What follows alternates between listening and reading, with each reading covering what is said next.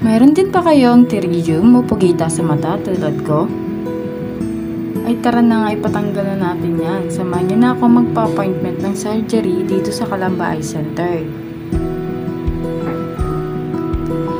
This place is very organized, spacious, and cozy na talaga namang makaka-relax ka habang naghihintay.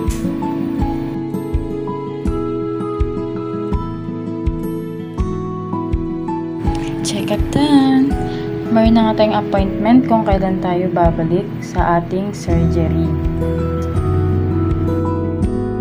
So this is it, pansit. Finally, ito na yung araw ng aking surgery.